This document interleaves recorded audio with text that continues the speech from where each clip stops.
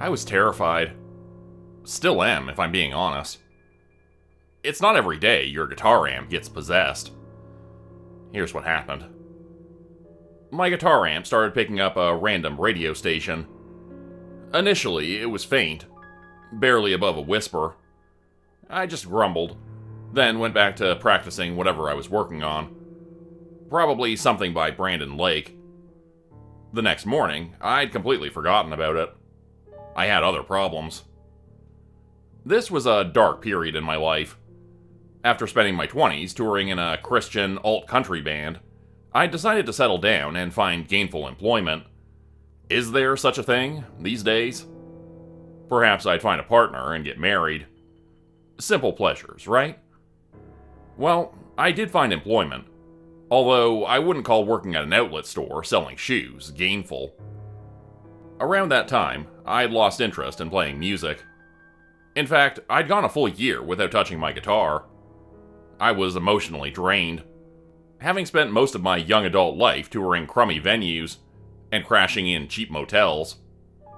To make matters worse, no matter how hard I tried, I couldn't find a partner. This saddened me. Probably that's why I picked up the old Fender Telecaster again.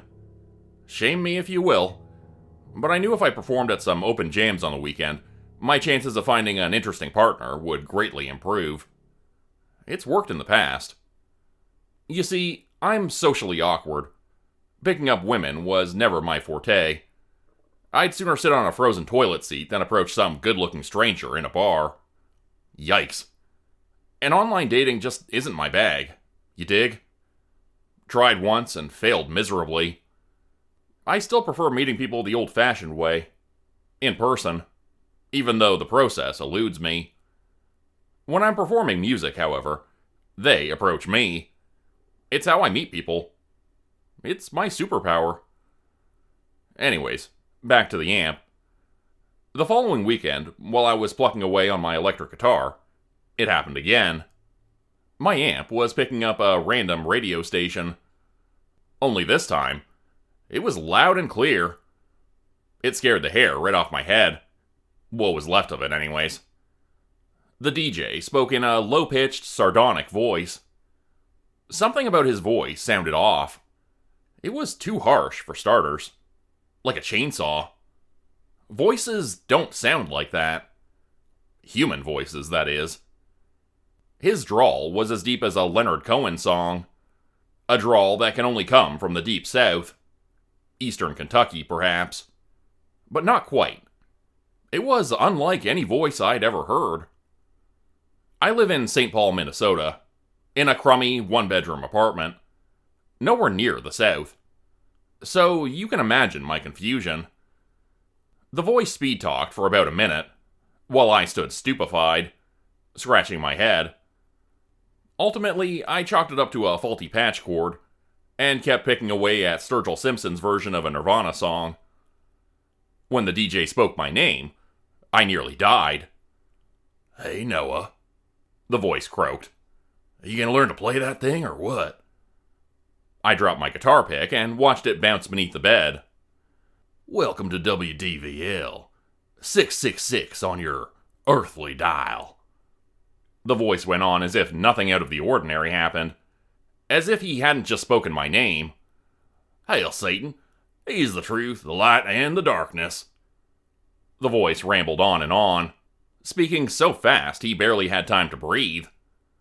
Meanwhile, I was trembling, my bladder threatening to burst. That the DJ knew my name troubled me most. I wondered what else he knew. Did he know my faith was weakening? Or that I'm a sinner? With a flick of the wrist, I turned off the amplifier. His grim voice died an awful death. I gulped. My right leg was twitching 1,000,000 miles per hour. What was going on? Was something wrong with me? Clearly there was. But what? I wasn't taking drugs. I rarely drank alcohol. Nor was I on any meds. I wasn't a weirdo. The people at work seemed to like me. And I wasn't living in some random haunted house. This made 0 sense. Needless to say, I avoided the amplifier, choosing instead to practice on my acoustic guitar. Problem was, I could barely strum the damn thing, my hands were so shaky.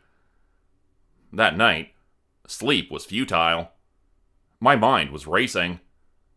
So, instead of tossing and turning, I did some research and discovered that the problem was, in fact, my faulty patch cord. Just as suspected. The next day, after work, I went to a local guitar store and purchased a new one. Paid a hefty price, but I wanted the very best. Guitar stuff isn't cheap, let me tell you. When I returned home, the guitar amp seemed larger than life, lurking joylessly in the corner of my bedroom, daring me to plug in. Every time I pick up my electric guitar, ready to blast out some chords, my anxiety skyrocketed, and I'd put it down. My nerves were shot. I started talking to myself. Not a good sign. I had to do something. This was getting ridiculous. So, at long last, I plugged the shiny new cable into my amp. A Fender 68 Custom Deluxe Reverb, for all you gearheads, and started rocking out. Nothing. No devilish DJ, no random radio song.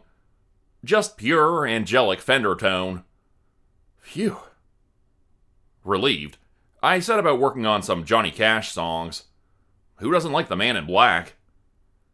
While I was belting out Ring of Fire, giving it all I had, the unthinkable happened.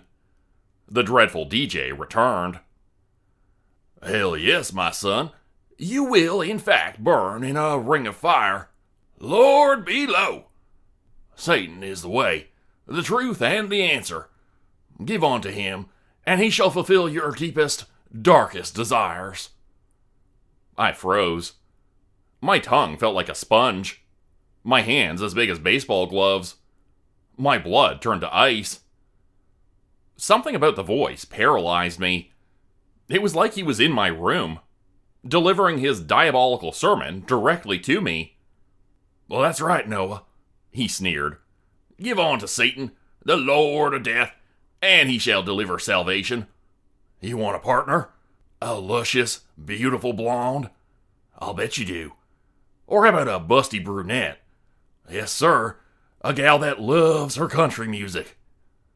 I unplugged the cord, hoping that would stop him. It didn't. Nah, he continued, louder than before. What you really need, Noah, my hapless human friend, is a fiery redhead. Lord below. One that'll suck the paint off your porch, if you know what I mean. I don't care to intrude, Noah, but you're looking awfully thin these days. I do reckon. And... I turned off the amp. It crackled and popped, then went silent. My beating heart, which was louder than a bass drum at a rock concert, filled the room. Tears threatened my eyelids. I'd always loved that amp. Had it for years. Suddenly, I was too afraid to even look at it, let alone touch it. What a dilemma. Smartly, I put the guitar back in its case, and shoved the case in the closet. Then, I wept. That night, the DJ visited my dreams. I can't recall exactly what he said, but I woke up in a pool of sweaty sheets. Worse, my fingertips were encrusted with blood, and I was balding. My once golden hair was sprinkled across my moist pillow, like evidence. I knew I needed help, but there was no one to turn to. Having spent 10 years on the road, my only friends were my bandmates. And let's just say we didn't end our partnership amicably. Spending that much time with anyone, even your closest friends, can cause serious friction, even in the best of times. And I'm not close with my family. They never approved of my musician lifestyle. I have many acquaintances, but only one true friend. Peter. And he's going through his own version of hell. A nasty divorce. So I didn't reach out. After my morning shower, I put on a fresh pair of Levi's and a plaid sweater. As I was leaving the bedroom, my amp started hissing. The red power light was flickering. When it spoke, I nearly had a heart attack. "Plug me in," the DJ said, in a croaky voice. "You're not scared, are you?" The rational part of my mind insisted that nothing was wrong. That this was merely my overzealous imagination. Had to be, right? But that didn't explain the voice. Amps don't speak, especially when they're unplugged. I shoved the amp in my closet, next to the guitar.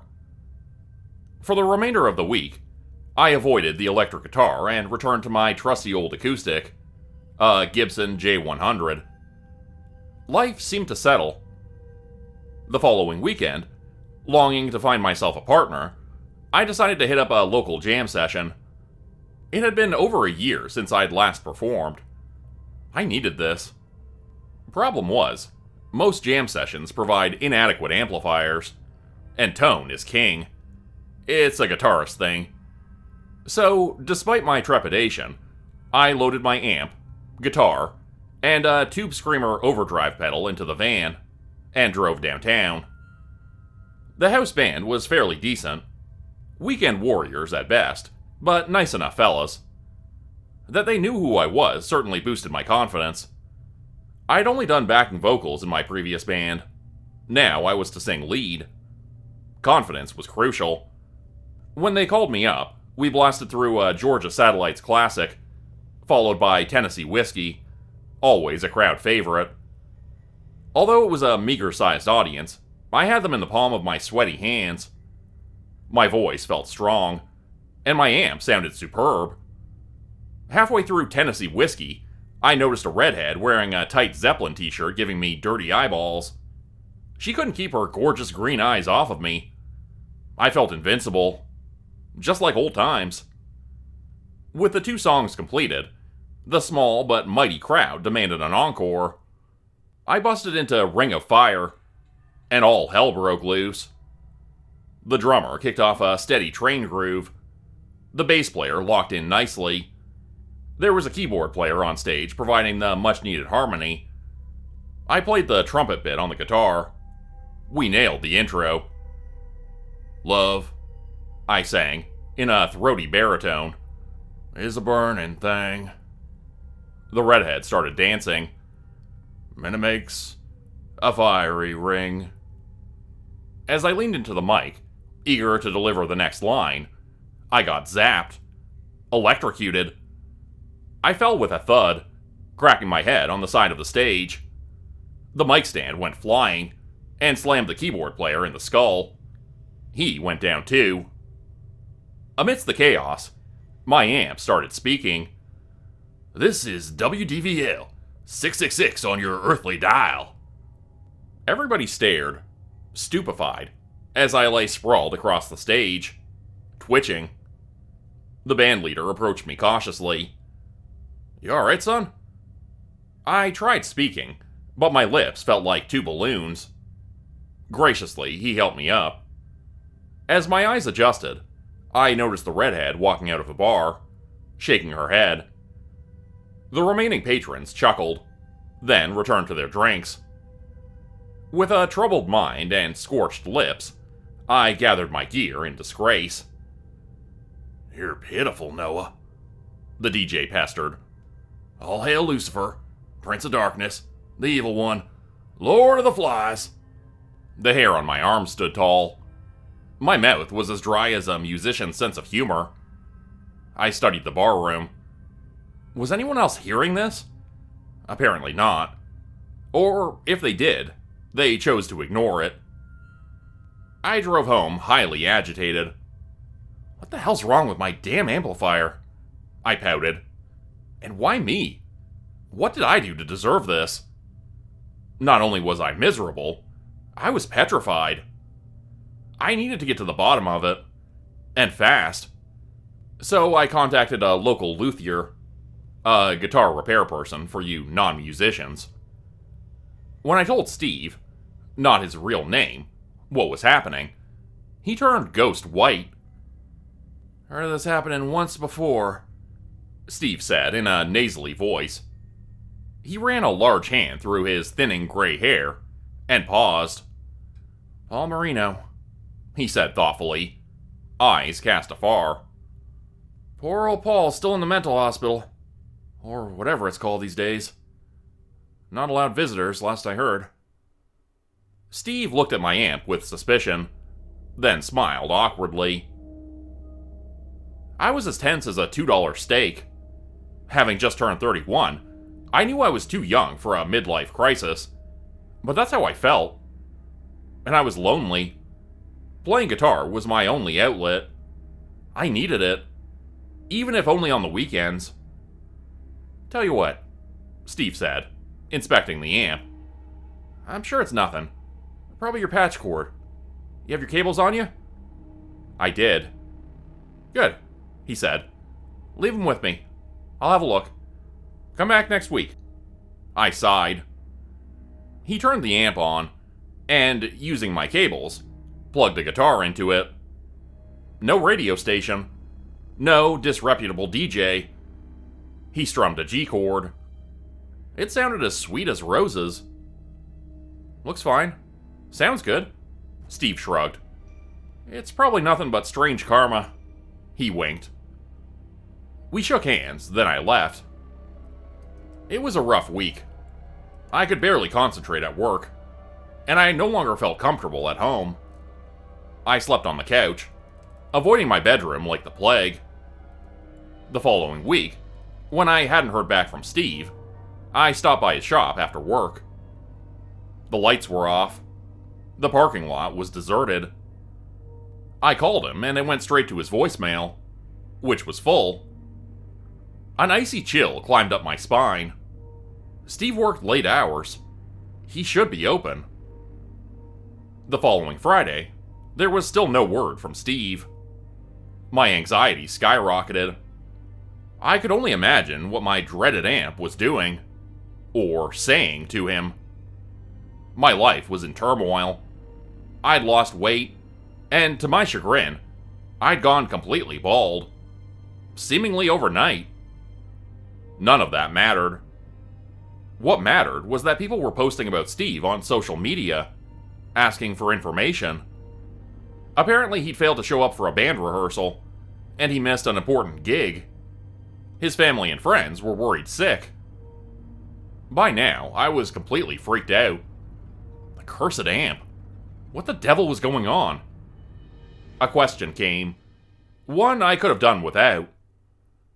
What would the deranged DJ do next? My mind jumped to many conclusions, each more terrifying than the last. Was the devil out for revenge? Was he punishing me for quitting my band?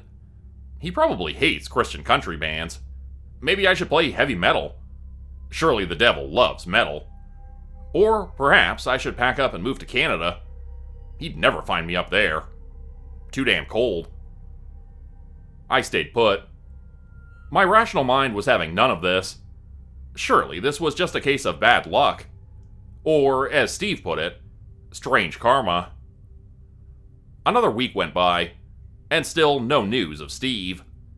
It was like he'd vanished. Ultimately, I was forced to purchase a new guitar amp. Truth be told, I was kinda excited. Yeah, I was saddened about Steve. He'd helped me a lot back in the day, working on my road-worn gear. But perhaps a new amp was all that was required. Out with the old, in with the new, as they say. Don't judge. Once a musician, always a musician. I had to do something.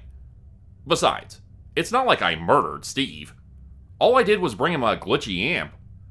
Repairing amps was his job, for Christ's sake.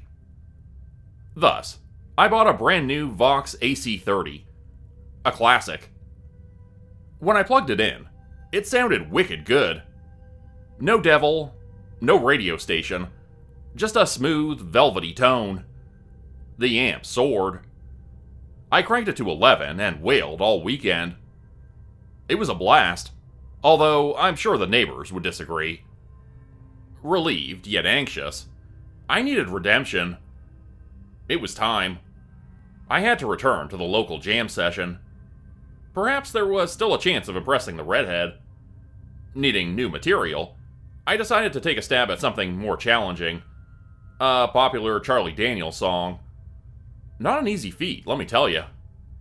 Playing the fiddle part on the guitar would require a heck of a lot of practice and dexterity.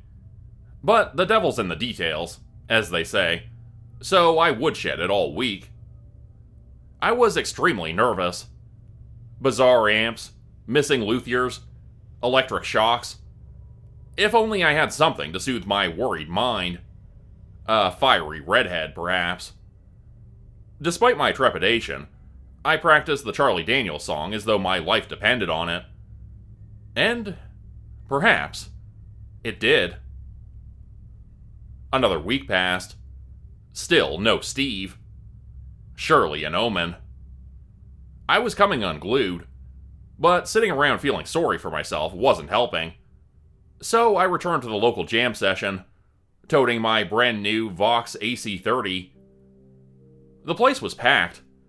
The fiery redhead was there, sipping cocktails in the corner with her friends. The host looked at me peculiarly, but smiled nonetheless. I was terribly nervous about performing the Charlie Daniels song. What if the house band couldn't handle such a challenging piece? Maybe I should reconsider and choose a simpler song. When I was called up to perform, a few patrons giggled, including the redhead. Despite my shoddy nerves, I played exceptionally well. My guitar soared like an eagle. The Vox delivered what it promised. Killer tone. The band was hot. The audience was receptive. After blazing through a Jimmy Reed song, Big Boss Man, I started to relax. Things were actually going my way. It was time to play the Charlie Daniels song. The drummer, a middle-aged Mexican man with a cop mustache and a hefty beer gut, looked uneasy. Nonetheless, he counted off, "The devil went down to Georgia," and away we went. "You gonna play that thing, boy? Or stand there looking stupid?" The DJ. His menacing voice soared through the amp speaker, clear as a bell. "Because I'm in the mood for some fiddling. Lord below. Yes, sir, I am." His voice was as meaty as a porterhouse. Fear paralyzed me. My shaky hands could barely hold the guitar pick. I'd forgotten the words. I didn't know what to do. Fortunately, singing wasn't required. Apparently Satan knew all the words. "Well, the devil went down to Georgia," he sang. "He was looking for a soul to steal. He was in a bind because he was way behind, and he was willing to make a deal. When he came across this young man." I fainted. When I came to, the barroom had cleared out. The bartender glared at me with contempt. I felt like an imbecile. A total loser. I left immediately. In the confusion, I'd forgotten the amp. I considered returning for it, but was too embarrassed. So I stayed at home and wallowed in self-pity. I've thought long and hard about this decision. Maybe I should have gone back for it. Maybe not. Hard to say. Because what happened next still haunts my dreams. Later that night, in a burning ring of fire, the bar was set ablaze. Foul play is suspected. And still, no word from Steve. Become a channel member today for early access, bonus videos, and special emojis only available to members. Check out the description below or click the join button for more info. If you'd like another way to help support the channel, please consider joining my Patreon page at patreon.com/Jordan Group Horror. As a patron, you'll get access to bonus videos and content. You'll be credited at the end of every video going forward, and if you decide to stay for 3 months, I'll name a character after you which will be featured in a Hollow's End story. Links to join the Patreon are in the description. Thanks everyone for listening. Please like, subscribe, and comment to help the channel continue to grow. And see you again next time at 4 p.m. Eastern Standard Time. Hope you have a great night.